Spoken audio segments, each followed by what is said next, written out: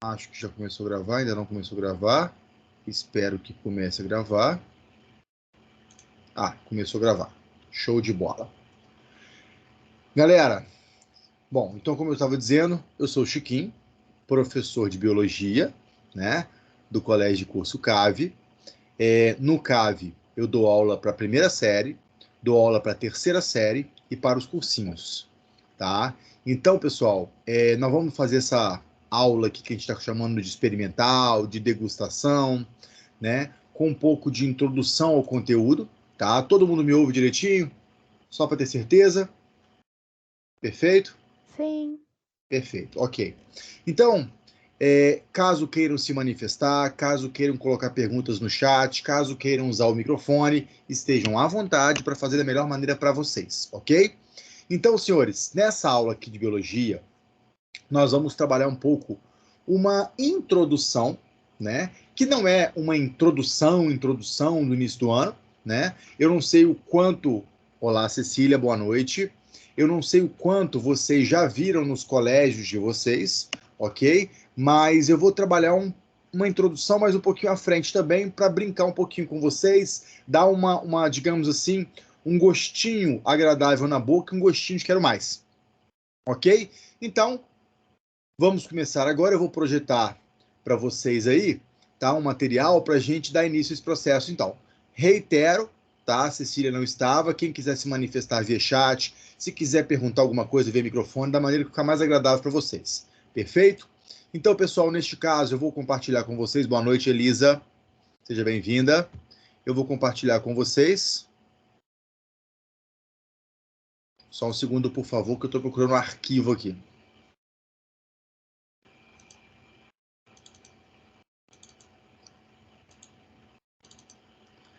Aí, já encontrei, já carrega para vocês aí, pessoal. Boa noite, Luísa.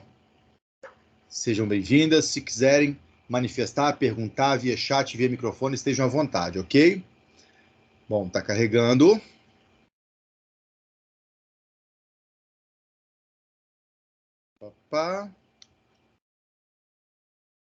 Para mim, já aparece. Queria saber se para vocês aparece aí, se tá legal, se tá tranquilo. Como é que tá a situação? Aparece para vocês? Boa noite, Arthur. Apareceu. Show de bola, obrigado. Bom, então, pessoal, nós vamos dar então início, né? Vocês devem ter o material em PDF aí também.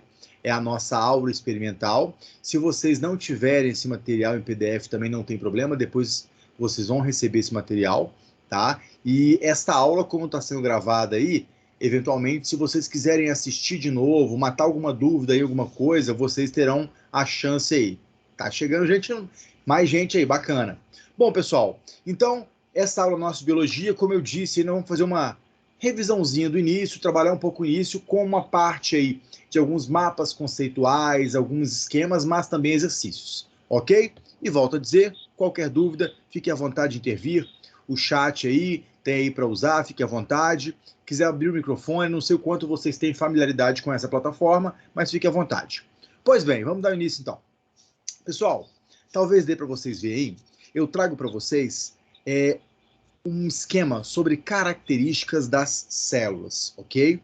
Então, vocês nos colégios de vocês aí já devem estar estudando, né, a citologia.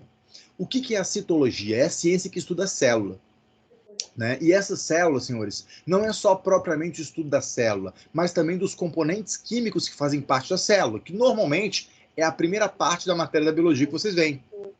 Né? As substâncias químicas, talvez uma introdução no colégio de vocês ali, um entendimento de algumas características gerais, e depois você parte para ver água, sais minerais, carboidratos, lipídios, proteínas, vitaminas, ácidos nucleicos, que são essa primeira sequência aí de substâncias químicas. Nós temos que dentro das células, nós temos dois tipos principais de células, ok? Nós temos as células que são as procariontes e as células que são eucariontes. E aí vocês devem se lembrar também do ensino fundamental, e talvez desse ano já também, né? Que a célula procarionte é uma célula mais simples, a eucarionte é mais complexa. Além desta diferença, nós podemos dizer também que a célula procarionte, ela não tem uma estrutura chamada de membrana nuclear ou carioteca. Chiquinho, o que é membrana nuclear ou carioteca? A membrana nuclear eucariotóica é uma película que envolve o núcleo da célula, o famoso núcleo da célula. Se eu não tenho essa película, eu passo a não ter uma organização nuclear. Então, nós costumamos dizer que a célula procarionte é desprovida de núcleo organizado, sem núcleo. Já a eucarionte possui núcleo. Além dessa diferença, que é muito importante, as células procariontes, lá na parte citoplasmática delas, as células procariontes só têm um tipo de organela. Só uma organela possível. Já as eucariontes têm um monte de organelas.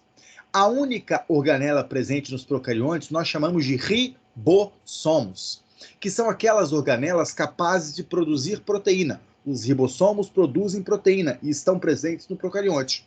Chiquinho, no eucarionte não tem ribossomo? Tem também. No eucarionte também tem ribossomos, mas além dos ribossomos, uma série de outras organelas. Daí a complexidade de uma célula eucarionte. Ok? Então, senhores, uma célula é formada, uma célula completa eucarionte, por membrana plasmática, citoplasma e núcleo. Sabemos que além da membrana plasmática, na parte mais externa, algumas células têm também parede celular. Então, nós temos parede celular em várias células. Se vocês se lembram, nós temos 5 reinos, ok? 5 reinos de seres vivos. Numa ordem de complexidade, eu tenho o reino Monera, reino Protista, reino Fungi, reino Plantae e reino Animalia. O único reino que tem células procariontes é o primeiro, reino Monera. Reino Protista, o segundo. Reino Fungi, o terceiro. Reino Vegetal ou Plantae, o quarto. E reino Animalia, o quinto. Esses 4 últimos reinos, todos são eucariontes. Todos são eucariontes. Então eu tenho um universo muito grande de seres que são eucariontes, embora o procarionte não seja pequeno. Ok? Então aí nós temos as características, de um modo geral, básicas das células. Qualquer dúvida, reitero. Quero abrir o microfone e quero falar, esteja à vontade. Quero escrever no chat, fique à vontade. Só não pode ficar com dúvida. Perfeito? Continuando então, pessoal, o segundo slide nosso aí. Nós temos agora um pouquinho dessas substâncias químicas que eu me referi no início. Tá? Essas substâncias químicas que nós temos nas células, nós temos aí, pessoal, água. É a principal substância dos seres vivos. Muitos dizem que sem água não tem vida, e de fato é isso. Então, pessoal, a água nos seres vivos, eu coloco para vocês algumas características que vocês já devem ter visto no colégio, né? A água tem 2 átomos de hidrogênio e 1 de oxigênio. Nesses 2 átomos de oxigênio nesses 2 átomos de hidrogênio e 1 de oxigênio, formam uma estrutura que parece um V. Na ponta dos meus dedos indicadores aqui, eu tenho os átomos de hidrogênio. Na base, o oxigênio. Os hidrogênios, senhores e senhoritas, eles têm aí uma carga positiva, cada um uma carga positiva, totalizando 2 cargas positivas. O oxigênio tem 2 negativas, então seriam 2 positivas em cima no hidrogênio e 2 positivas embaixo no oxigênio. Não podia estar invertido? Também pode, 2 negativas com oxigênio aqui, 2 positivas aqui. Então eu tenho uma extremidade da água que é carga positiva e uma extremidade que é carga negativa. Isso, senhores e senhoritas, traz o que nós chamamos de polaridade da água. A água é polar. Um termo muito importante que você vai usar muito ao longo desse ano. O fato de ser polar. Então, a água é polar.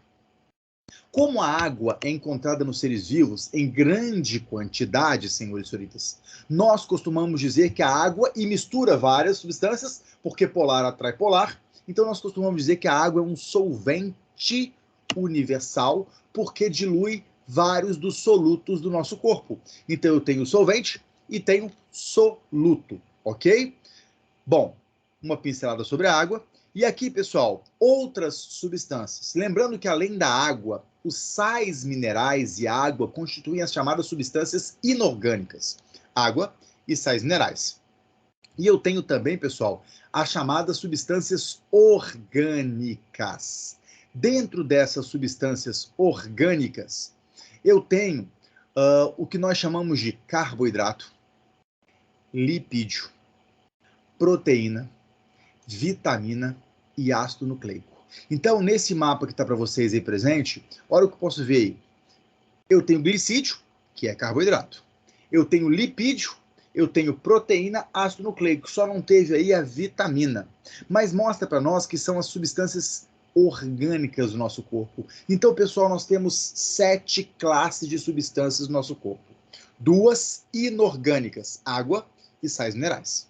5 orgânicas, carboidrato, lipídio, proteína, vitamina e ácido nucleico. Perfeito isso? Um revisãozão inicial aí para vocês lembrarem um pouco. E aí, senhores e senhoritas, nós caímos de atividades. Ok? E essa primeira atividade que eu trago para vocês, pessoal, é uma questão que caiu na UFJF em 2021. Preste atenção. Nas células eucarióticas, encontramos as mitocôndrias e os cloroplastos. 2 organelas da célula, ok? Eucariótica, procariótica não tem. Segundo as explicações mais aceitas, essas 2 organelas surgiram por meio de um processo chamado de endossimbiose. Talvez você já ouviu falar disso, ou não. Neste processo, células procarióticas fagocitaram, englobaram bactérias para fim de digestão, capazes de realizar respiração e fotossíntese. Essas bactérias que foram englobadas para serem digeridas, elas faziam respiração e fotossíntese, e uma célula maior as englobou. Respectivamente essas 2, mas não digeriu, ficou com elas dentro da célula. Em um tempo evolutivo, ou seja, muito tempo, não é 100 anos, 200 anos, é muito tempo, as células bacterianas passaram a viver dentro da célula que a fagocitou, que tentou digerir, mas não digeriu. Essa explicação é conhecida, como a teoria da endossimbiose. Ok, a princípio talvez tenha ficado compreendido para vocês aí. Letra A, o que diferencia as células procarióticas das eucarióticas? Chiquinho, você falou isso. Falei.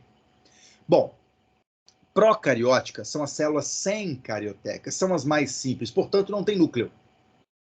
Ok? E no citoplasma, senhores e senhoritas, o que eu tenho é apenas um tipo de organela, o ribossomo. Não tem uma série de conjuntos membranosos internos.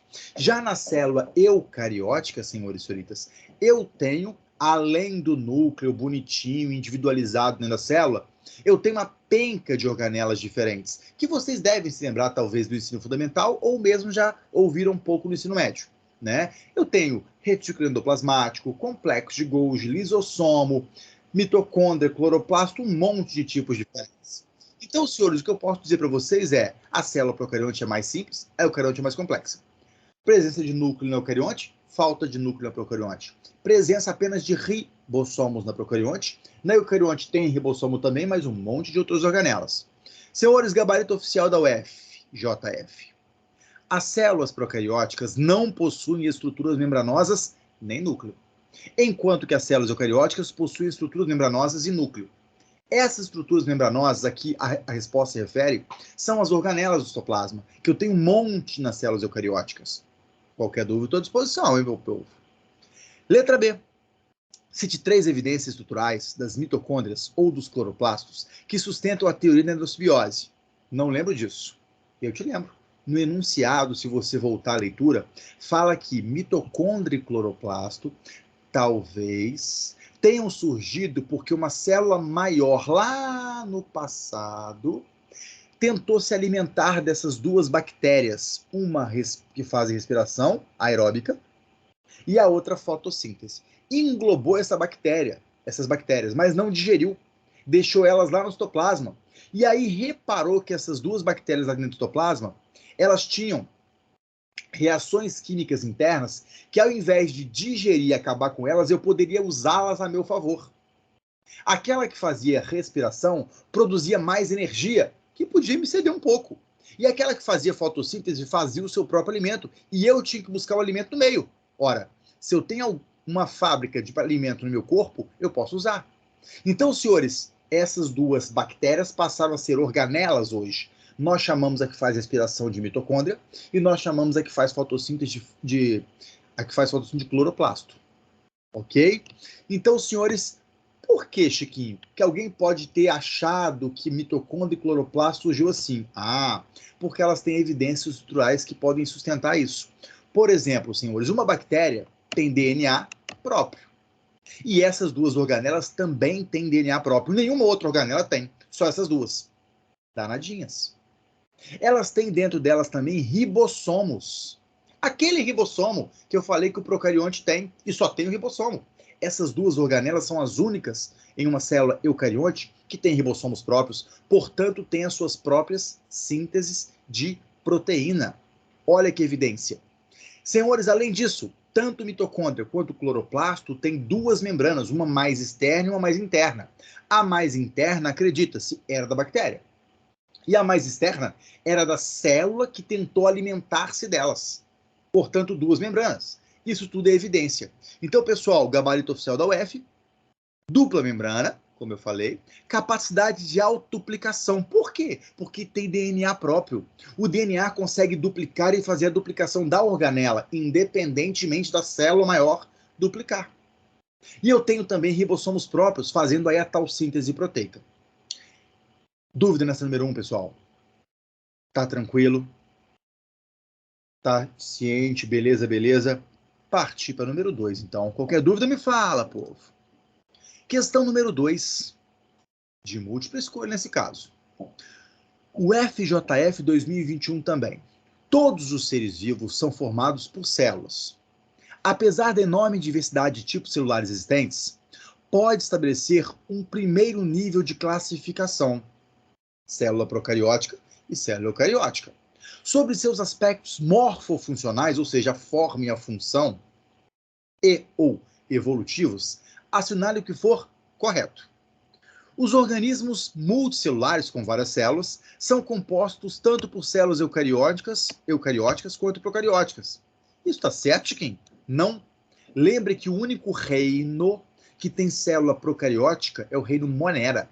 E esse é formado só por organismos unicelulares, que tem apenas uma célula. Então, falou que é pluricelular ou multicelular, tem que ser eucarionte. Então tá errado, entendi. Letra B.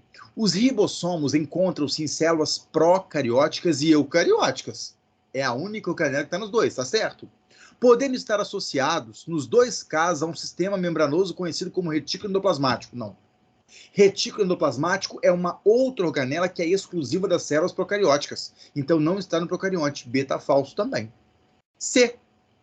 As mitocôndrias são encontradas apenas em células eucarióticas, tá certo? Procarionte só tem ribossomo. E há evidências de que sua origem evolutiva tenha ocorrido a partir de organismos procariontes fotossintetizantes. Não. Quem vem de organismo procarionte fotossintetizante foi o cloroplasto. A mitocôndria não. Falso também. D. A membrana plasmática pode estar presente tanto em células eucarióticas como procarióticas. Perfeito. Membrana plasmática é universal, mas em bactérias pode ser substituída pela parede celular. Mentira. Bactéria tem os dois, tem parede celular e membrana. Não pode ser substituída, não. Isso que eu acho que a letra E, hein? Também acho. Uma diferença entre os dois tipos celulares está na disposição do seu material genético. Dá atenção. Disperso na matriz citoplasmática em célula procariótica.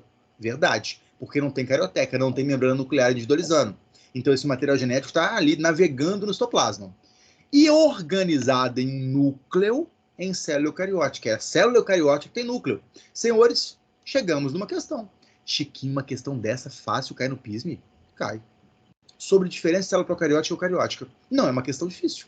É uma questão simples. Ah, eu não lembrava. Ok, perfeito, mas é simples. Senhores senhoritas, naveguemos para a questão 3. O FJF, PISME 1 2021 também. O colesterol, você já estudou colesterol? Talvez sim.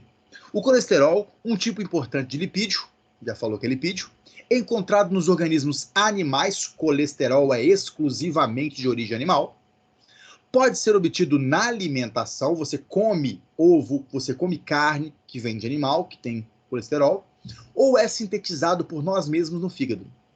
Embora possa causar, quando em excesso no sangue, problemas cardiovasculares, né, entupir artéria e veia, causar problemas, o colesterol não é só vilão, ele é muito importante para o organismo humano. Sobre esse colesterol, marque o que for correto. Senhores senhoritas, letra A, ele faz parte da constituição do citoesqueleto celular. Vocês verão, nos colégios de vocês aí, que o citoesqueleto é o esqueleto da célula. É feito por proteínas. E, principalmente, como eu disse, são proteínas. proteínas. O colesterol é um lipídio, nada a ver. B. Ele participa da síntese de DNA e RNA. Talvez vocês já tenham visto nos colégios de vocês os ácidos nucleicos, DNA e RNA. Não tem nada a ver com colesterol. Letra C, é transformado em proteína pelo organismo. Volto a dizer, talvez vocês já tenham visto no colégio. Senhores Turitas, proteína é feita de uma unidade chamada aminoácido. A proteína, eu costumo comparar nas aulas na primeira série no CAV, que a proteína é um trem. Um trem de mineiro, que se chama tudo de trem? Não, um trem mesmo, com vagões. Então, a proteína é um trem formado por vários vagões, onde cada vagão tem o mesmo nome do seu vizinho, chama aminoácido. Então, vários aminoácidos formam uma proteína, portanto, a proteína é uma sequência de aminoácidos. Então, senhores turitas, a proteína não tem nada a ver com colesterol. Letra D. O colesterol tem função enzimática, atuando em vários tipos de substratos. O que é função enzimática, Chiquinho?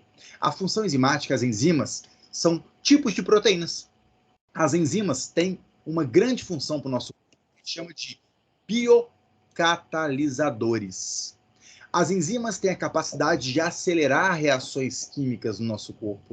E além de acelerar as reações químicas, elas tornam menos custosas energeticamente as reações, ou seja, fazem com que seu corpo gaste menos energia para fazer as reações. Também, enzima é proteína, não tem nada a ver com colesterol. Agora, olha a última parte aí, pessoal, letra E. Faz parte da constituição das membranas plasmáticas. De fato, o colesterol faz parte da constituição química da membrana plasmática dos animais, só dos animais. E é precursor. O que é precursor? O colesterol dá origem a. Tá? Precursor na síntese de testosterona e progesterona. Lembram? Testosterona, progesterona são hormônios sexuais. A testosterona é o hormônio sexual masculino e a progesterona é o hormônio sexual feminino. O colesterol no homem pode dar origem à testosterona e na mulher, progesterona. Então a letra E está certa? Perfeitamente. Letra E de espetáculo. Tamo tranquilo, pessoal? Tá todo mundo caminhando comigo? Tá de boa? Ok, se ninguém falou nada, eu vou entender que tá de boa. Vamos para a questão 4. Que também é de múltipla escolha. Essa eu peguei de 2015, que fala sobre a água, que possivelmente seja mais fácil de você ter visto no colégio. Olha só, pessoal. A maior parte dos seres vivos é constituída por água. É a principal substância nossa, responsável por 70 a 85% de sua massa. Considere as afirmativas abaixo relacionadas às propriedades físico-químicas da água. Um pouquinho que eu comentei sobre a água com vocês. Item 1. A molécula de água é polarizada, ou seja, apesar de ter carga elétrica total igual a zero, possui carga elétrica parcial negativa na região do oxigênio e carga elétrica parcial positiva na região de cada hidrogênio. Olha só, galera. Eu disse para vocês que a água parece um Vzinho. Nos dedos indicadores, eu tenho o hidrogênio. No vértice aqui embaixo, eu tenho o oxigênio. Cada hidrogênio, que está aí localizado, digamos, na família 1A, eu tenho uma carga positiva em cada um deles. São 2 hidrogênios, 2 cargas positivas. Eu tenho um oxigênio. O oxigênio está na família 6A. Tem 2 cargas negativas. Então, são 2 cargas positivas dos 2 hidrogênios, 2 cargas negativas dos 2 oxigênios. Total igual a zero. Realmente, apesar de ter carga elétrica total igual a zero, só que eu tenho uma extremidade no hidrogênio que é positiva e uma extremidade no oxigênio que é negativa. Então, cria polos, extremidades com cargas opostas. Então, eu tenho, de fato, a número 1 como correta. Possui carga elétrica parcial negativa na região do oxigênio e carga elétrica parcial positiva na região do hidrogênio. 1 está ok. 2. Na água em estado líquido, a atração entre moléculas vizinhas cria uma espécie de rede fluida em contínuo rearranjo, com pontes de hidrogênio se formando e se rompendo a todo momento. Galera, olha só. Cada molécula tem um polo, uma extremidade positiva, e um polo, extremidade negativa. Vocês já devem ter escutado falar uma frase que diz o seguinte: cargas opostas se atraem. Cargas iguais se repelem.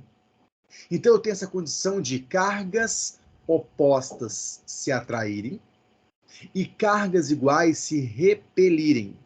Sendo assim, pessoal, água atrai e é atraída por outra água.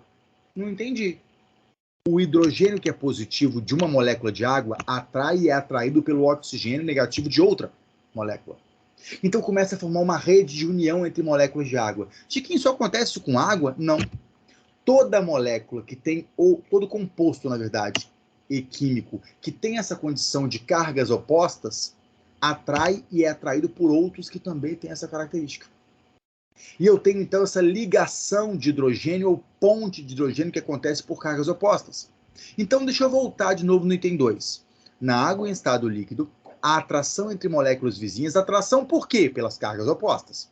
Cria uma rede, cria uma espécie de rede de fluida, em contínuo rearranjo, com ponte de hidrogênio ou ligação de hidrogênio se formando e se rompendo a todo momento. É isso. Como a água é líquida, senhores e senhoritas, ela tem movimento, então essas ligações por cargas opostas vão acontecendo e desacontecendo e reacontecendo a todo momento. Isso, por exemplo, você já deve ter visto no colégio, forma uma película sobre a água em um corpo de água sem correnteza. Um lago, um remanso de um rio, uma poça d'água. E pequenos animais, magicamente, conseguem caminhar sobre a água. Como assim? Formiga, aranha, pequenos animais, literalmente dão passos sobre a água. E a água não fura, digamos assim. Eles caminham sobre a água. Uma outra forma de você ver isso, pessoal, essa tensão superficial que forma, que eu estou dizendo para vocês, se você pegar um copo, encher d'água, você já deve ter estudado esse exemplo no colégio, encher d'água até o limite da visão. E você vem com conta-gotas continuando a colocar água ali. Essa água vai gotificando, digamos assim, sobre o copo, ok? E vai formar uma bolha de água acima do nível do copo. E vai ter um limite. E se eu pingar de novo, vai chegar no limite onde a próxima gota faz extrapolar. Mas ela consegue segurar até um mais alto, por causa da atração entre as moléculas de água. Muito bacana isso. Então o item 2 também está correto. 1 e 2. O 3, Kim? Bom, o 3, senhores e senhoritas, diz que a tensão superficial está presente nas gotas de água. Olha só. Sendo responsável pela forma peculiar que elas possuem. Pessoal, se você olhar uma gota de água, ela não esparrama sobre uma superfície. Ela fica mais arredondada, mais abaulada sobre uma superfície. Por quê? Graças a essa atração entre as moléculas de água. Tensão superficial. O 3 também está certinho? Tá. Vamos ao 4. O 4, pessoal, é um conceito que é visto na biologia, mas também pode ser visto na física e na química. O calor específico, que é definido como a quantidade de calor absorvida durante a vaporização de uma substância em seu ponto de ebulição. Chiquinho, o que é vaporização? É a passagem do estado líquido para o gasoso. Durante o seu ponto de ebulição. Calor específico é isso? O calor específico é a quantidade de energia calorífica, calor, que você deve receber, você, uma substância, tá? Então, que uma substância deve receber para que 1 grama dessa substância possa elevar 1 grau. E o calor específico vai ser também a quantidade de calor perdida para que 1 grama perca 1 grau. Acho que não tem nada a ver com isso aí no número 4, de fato não tem. Então o calor específico, senhores, é o quanto que eu tenho que fornecer de calor para a temperatura mudar. Quanto que eu tenho que tirar de calor para a temperatura cair. Isso é o calor específico. Então a 4 está errado. Então eu tenho 1, 2 e 3 como correto. Letra C de cavalinho. Tranquilo, pessoal? Alguma dúvida aqui? Ninguém está se manifestando. Eu estou em dúvida se eu estou com vergonha ou se eu não tenho dúvida nenhuma. Se eu tenho vergonha, não fique com vergonha. Manifeste e pergunte. Se você não tem dúvida nenhuma, tudo bem. Ok? Vamos ao 5? Partir. Analise as afirmativas abaixo, relativas às células eucarióticas e procarióticas. De novo, voltamos a eucarionte e procarionte. Senhores e senhoritas, item 1. Nas células procarióticas, nas células eucarióticas, existem compartimentos específicos para a realização de funções, como digestão, armazenamento de substâncias. Tem isso, Chiquinho. Esses compartimentos específicos nós costumamos chamar de organelas citoplasmáticas. Numa célula eucarionte tem organelas? Tem, e tem um monte de diferentes tipos de organelas. Por isso elas são eucarióticas. As procarióticas só têm ribossomos. Então a 1 está certo, Chiquinha? A 1 está certo. 2. Nas células eucarióticas, as moléculas de DNA são linear, não encontrada apenas no núcleo. Dá atenção para cá. Há uma diferença, não sei se vocês chegaram a ver no colégio, mas há uma diferença entre o DNA procarionte e o DNA eucarionte. O DNA eucarionte é um filamento de DNA. O procarionte é um DNA circular. Então é como se fosse, senhores, aqueles elásticos de dinheiro que você usa para amarrar dinheiro, tá? Isso seria comparável ao DNA procarionte, que ele é circular. O DNA eucarionte ele é um filamento de DNA. Então no 3 fala... Não, perdão, no 2 fala que a célula eucariótica, as moléculas de DNA são lineares. São. E são encontradas apenas no núcleo. Tá? Senhores e senhoritas, as moléculas de DNA lineares são encontradas apenas no núcleo. Mentira. Linear, sim. Verdade. Linear no núcleo. Por quê? Lembra que mitocôndria e cloroplasto têm DNA próprio. Olha só que bacana. Mitocôndria e cloroplasto têm DNA próprio. Falamos de outra questão. Só que, tem um detalhe importante. DNA linear só no núcleo. Porque o DNA de mitocôndria e cloroplasto é um DNA circular, que parece com o DNA procarionte. Daí a ideia de que mitocôndria e cloroplasto podem ter sido bactérias no passado. Ok? Então a 2 está certo. DNA linear só no núcleo de uma célula eucarionte. Vamos ao 3, pessoal. Nas células procarióticas, o citoesqueleto ajuda a manter a forma da célula e auxilia nos movimentos celulares. Na verdade, senhores e senhoritas, o citoesqueleto não está presente nas células procarióticas, apenas nas eucarióticas. E isso torna o número 3 incorreta. 4. Em células procarióticas, encontra-se, além do DNA nuclear, o DNA mitocondrial. Chiquinho, tem mitocôndria numa célula procarionte? Não. Mas se não tem mitocôndria numa célula procarionte, como é que vai ter DNA mitocondrial? Não tem. O DNA mitocondrial ele está dentro da mitocôndria. Portanto, senhores e senhoritas, só é achado em células eucariontes porque elas têm mitocôndria. 4 falsa. E a 5, partiu para ver final. As células eucarióticas podem ter ou não o fuso mitótico, formado com a presença de pares de centríolos. Centríolo é uma outra organela que vai ajudar a formar o que a gente chama de fuso mitótico. O fuso mitótico, pessoal, são espécies de cordinhas que puxam os cromossomos, o material genético, durante a mitose, que é um dos tipos da divisão celular. Então, essa célula eucariótica pode ter ou não o fuso mitótico, formado por presença de pares de centríolos. E assim que o senhor está certo. Mas por que está certo, Kim? Uma célula animal, ela forma o fuso mitótico, porque tem centríolo. Uma célula vegetal não tem centríolo. A célula vegetal não tem centríolo. Então, não é formado de centríolo. Ok? Não é formado de centríolo. Então, senhores e senhoritas, neste caso, eu tenho apenas 1, 2 e 5 como resposta. 1, 2 e 5 como resposta. Então, senhores, letra D de Deus. Ok? Letra D de Deus. Alguma dúvida? Tá tranquilo? Gente, tá todo mundo acanhado, ninguém quer perguntar. Tem dúvida mesmo não, povo? Tá tranquilo? É o primeiro dia. Tá sim. Opa, muito obrigado. Temos interação. Chiquinho gosta. Temos interação. Muito obrigado, muito obrigado. Senhores, então neste caso vamos para a questão número 6. Qualquer dúvida, por favor, digam. Questão número 6, sais minerais. Como é normalmente mais o início da matéria, possivelmente vocês já viram sais minerais também, ok? E aí fica mais fácil a interação. Sais minerais são nutrientes muito importantes para o organismo humano, pois desempenham funções estruturais e fisiológicas. Quando eu falo fisiológico, eu estou falando de funcionamento do seu corpo. No quadro abaixo, associe corretamente os minerais listados na primeira coluna às suas principais funções, listadas na segunda. Ok? Listado na segunda coluna. Então vamos lá, pessoal. Olha só. Primeiro o sódio, depois o fósforo, depois o cálcio, depois o ferro, depois o zinco. Ok? E aí, galerinha, o que eu tenho aí? Bom, um sódio. Perdão, agora vamos aos parênteses. Formação de hemoglobina, responsável pelo transporte do oxigênio no sangue, e da mioglobina, responsável pelo armazenamento de oxigênio nos músculos. Tá? Então, pessoal, quando eu falo que tem a formação da hemoglobina, responsável pelo transporte do oxigênio, da mioglobina, armazenamento de oxigênio, que sal mineral é responsável por isso? Chiquinho, caraca. Não sei que sal mineral faz isso, Chiquinho.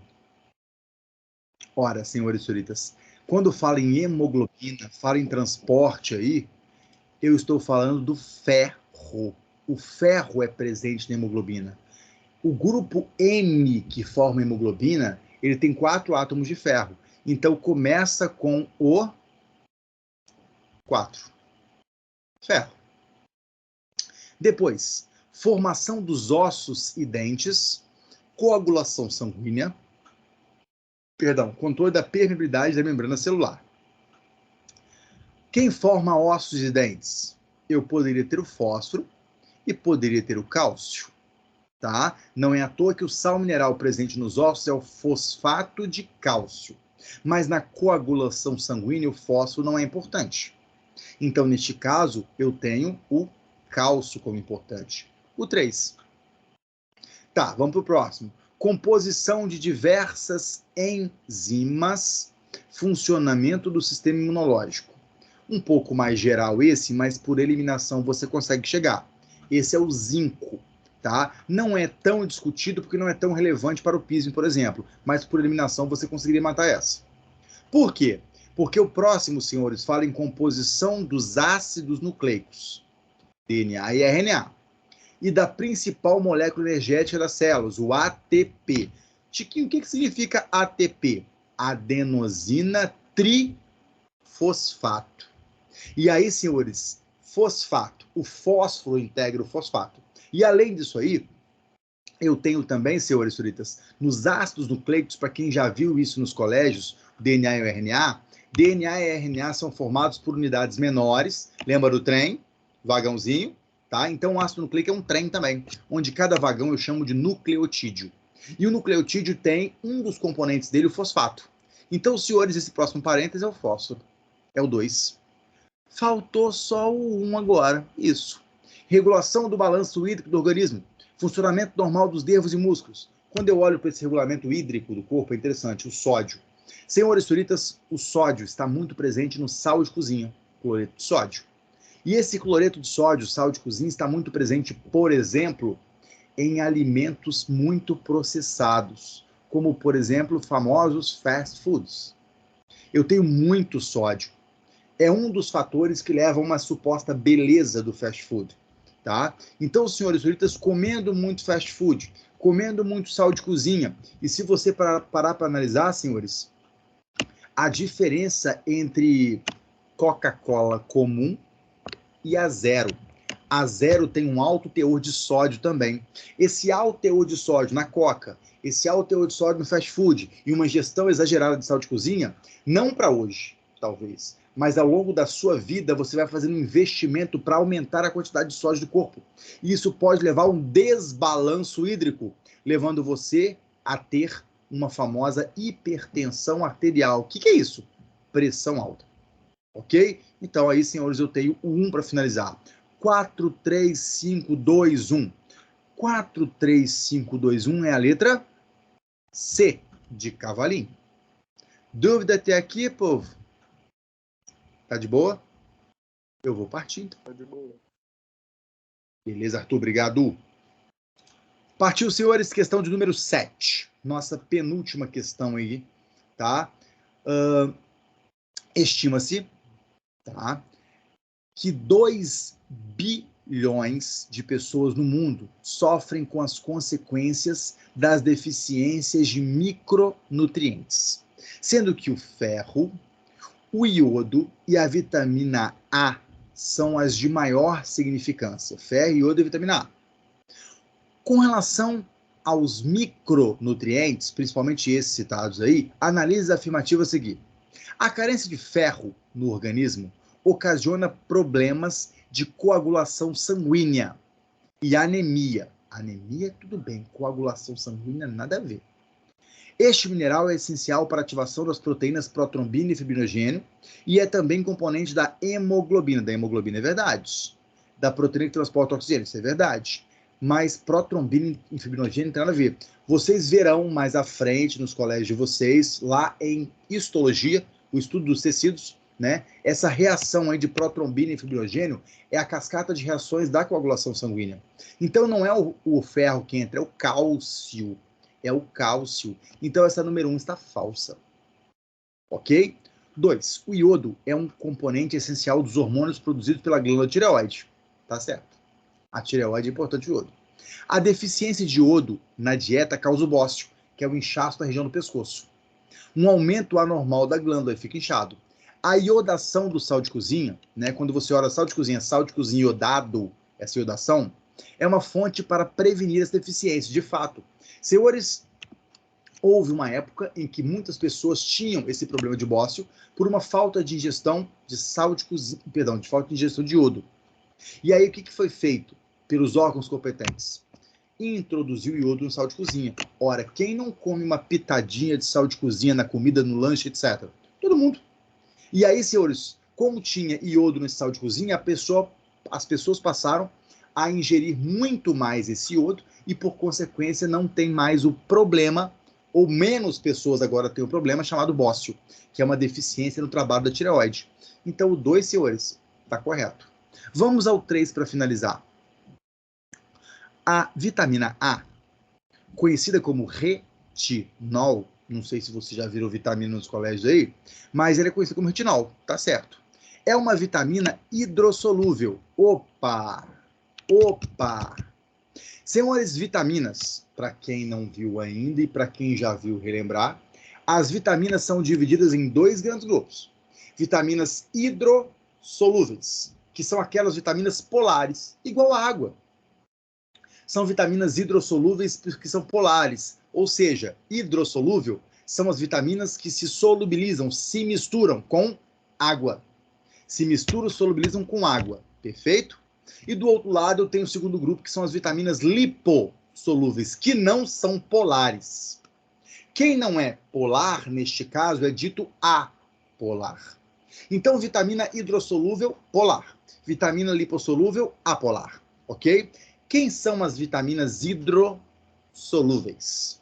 O complexo B, todas aquelas que são B, B1, B2, B3, B6, B9, B12, e a C. Repito, quem é hidrossolúvel? Como fala no número 3 aí, ó. Complexo B, B1, B2, B3, B6, B9, B12. E eu tenho a C. Chiquinha falou que A é. A não é. A é lipossolúvel. A, D de dado, E e K. A, D, E e K são lipossolúveis. Então, A não é hidrossolúvel. A é lipossolúvel. O precursor da vitamina A é ativado pela ação dos raios ultravioletas do Sol. Mentira. Quem ativa a vitamina que é ativada pelos raios ultravioletas do Sol é a vitamina D de dado, não é a A. E fica armazenado principalmente no fígado, isso é verdade. Sua carência causa ractismo e osteomalácia. Quem causa ractismo e osteomalácia é a falta de vitamina D, não de vitamina A. Então, senhores, apenas o 2 está correto. Tem resposta? Tem, Chiquinha. Letra B de bola. Verdade. Letra B de bola. Senhores, a nossa última questão é discursiva, ok? Discursiva. E aí, nós temos uma questão de enzima. Eu não sei se vocês já viram isso no colégio, mas uma questão interessante, ok? Olha só, o gráfico a seguir mostra como é a taxa de crescimento das populações de 5 espécies diferentes de bactérias. A enzima não, desculpa, a temperatura em relação à espécie. Falei besteira. Então, de bactérias em relação à temperatura, ok? Então, eu tenho taxa de crescimento proporcional e a temperatura. Vamos lá. Com base no gráfico, responda. Considerando a temperatura média dos mamíferos, senhores, qual é a nossa temperatura média? A nossa temperatura média ideal, sem febre, digamos aí 36,5, tá? Então, considerando a temperatura média dos mamíferos, 36,5, tá? Como sendo média humana, quais espécies podem ser simbióticas, fazer uma relação bacana com os mamíferos, com o ser humano? Vamos voltar no gráfico? 36,5, bate o olho no gráfico, galera. 36,5, ou seja, entre o 35, tá? Eu vou fazer um laserzinho aí e ver se vocês conseguem ver o laserzinho aí. Dá para ver o laserzinho, povo? Na imagem? Sim. Beleza. Sim. Então, senhores, beleza, Arthur, obrigado, Lisa. Então, 36,5 ficaria aqui, ó, entre o 35 e 40, tá? Qual espécie sobrevive aqui? Opa, essa espécie aqui, ó, a espécie 1. Então, a espécie 1 sobrevive nessa faixa de temperatura. Então, senhores e senhoritas, vamos retomar a questão? Considerando a temperatura média dos mamíferos como sendo semelhante à humana, qual espécie ou quais espécies podem ser simbióticas com o ser humano? Apenas a espécie 1, porque ela atua nessa temperatura aqui. Então, senhores, olha só a resposta aí. Considerando a temperatura média dos mamíferos como sendo semelhante à humana, de 36,5 aproximadamente, a espécie de bactéria que pode ser simbiótica, que pode relacionar com os mamíferos, é a espécie 1, pois apresenta maior taxa de crescimento em torno dessa temperatura. Ou seja, ela atua em 36,5. Tudo bem? Ok. Beleza, meu povo? Letra B. Considerando intervalos de 5 em 5 graus, então de 0 a 5, 5 a 10, 15 a 20, por aí vai, qual intervalo de temperatura apresenta maior diversidade de bactérias? Tem mais bactérias presentes. Vamos voltar no gráfico? Vamos voltar no gráfico. Olha o laserzinho aí. Senhores e senhoritas, olha só. 0 a 5 e 5 a 10, nada. 10 a 15, eu tenho a espécie 1 e 2. 15 a 20, 1 e 2. 20 a 25, 1 e 2. 25 a 30, 1 e 2. 30 a 35, 1 e 2. 35 a 40, apenas a espécie 1. Quando eu pego 40 a 45, eu tenho a espécie 4, a espécie 1 e a espécie 3. Já são 3 espécies. Quando eu pego de 45 a 50, eu tenho a espécie 1. Eu tenho a espécie 5, a espécie 4, a espécie 3. Senhores e senhoritas, de 45 a 50, eu só não tenho a espécie 2. Eu só não tenho a 2. Interessante. Quando eu olho de 50 a 55, eu já não tenho espécie 1. Então, parece que de 45 a 50, eu tenho mais espécies. De 45 a 50, eu tenho mais espécies. Ok? Então, olha só. Gabarito da letra B. O intervalo de temperatura que apresenta maior diversidade de bactérias é de 45 a 50 graus, pois são encontrados a espécie 1, 3, 4, 5. Só não tem a 2, como eu disse para vocês. Só não tem a 2. Bom, letra C. É isso mesmo, letra C, para terminar. Quais espécies não sobreviveram à temperatura ambiental de 65 graus Celsius? Eu quero saber, em 65, quem não sobreviveu? E para você citar um processo fisiológico, funcional, que ocorre com macromoléculas, com moléculas grandes, e que impede a sobrevivência dessas espécies. Vamos voltar no gráfico para ver 65 graus? 65 graus está aqui, povo. Senhores e senhoritas, quem não sobrevive a 65 graus? Podemos ver que a espécie 3 e a espécie 5, sim. Espécie 1 já passou da dela. Espécie 2 também. E a espécie 4 também. 1, 2 e 4 não sobrevivem a 65 graus Celsius. Chiquinho, por que elas não sobrevivem a 65 graus Celsius? Senhores e senhoritas, quando você pega uma proteína, principalmente, que é boa parte do seu corpo, e você joga uma temperatura muito alta, não sei se você já viu nos colégios, as proteínas, elas costumam perder a sua estrutura de espaço, a estrutura espacial, a configuração espacial, e elas, perdendo a estrutura espacial, elas perdem a sua função. E aí o excesso de temperatura pode provocar a morte da espécie. É o que acontece conosco quando uma febre muito alta bate. É um risco muito grande a pessoa delirar, convulsionar e morrer. Então, senhores, olha só, as espécies que não sobreviveram à temperatura ambiental de 65 foram as 1, 2 e 4. Por quê? Um processo fisiológico, bioquímico que ocorre e impede a sobrevivência é a desnaturação da proteína, que é essa perda espacial. Pois a temperatura está acima da máxima que a célula permite. E aí, senhores, acaba que todas as enzimas, todas as proteínas da célula começam a se desfazer e aí as reações acabam. Ok? Bom, pessoal, o nosso tempo cravado, tá? Deixa eu parar aqui de compartilhar com vocês. Eu queria agradecer demais vocês pela presença, tá? Espero que tenha dado aí um gostinho de quero mais, né? No nosso curso aí, ao longo do segundo semestre, a gente vai esmiuçar mais, trabalhar mais, dando uma ótima bagagem para vocês mandarem muito bem no PISM, tá? Mandarem muito bem no PISM. As aulas de biologia serão comigo mesmo, tá? Tanto online quanto presencial, tarde e noite. Eu me coloco à disposição caso alguém queira aí para fazer alguma pergunta, matar alguma dúvida, e esteja à vontade. Caso contrário, encontro com todos vocês e muito mais pessoas lá em agosto no nosso curso. Beleza, galera? Alguma pergunta, esteja à vontade. Se não tiver, quem quiser sair também fica à vontade. Um beijo para vocês aí. Obrigada, Chiquinho. Beijos. Valeu, brigadão. Obrigada, tchau. Brigadão. Valeu, pessoal. Tamo junto, valeu, galera. Eu tava em Brigadão. dúvida, você sabe sobre os dias? Você fala o dia do curso? É. Segunda, quarta e sexta, meu caro. Segunda, quarta e sexta. E sexta. Aí, se for à tarde, segunda, quarta e sexta à tarde. Se for online, segunda, quarta e sexta à noite. Ou presencial, também. Então, é sempre segunda, quarta e sexta. Depende do turno. Tá bom. Obrigado. Beleza? Show de bola. Tamo junto. Valeu, galera. Beijo no coração. Fui.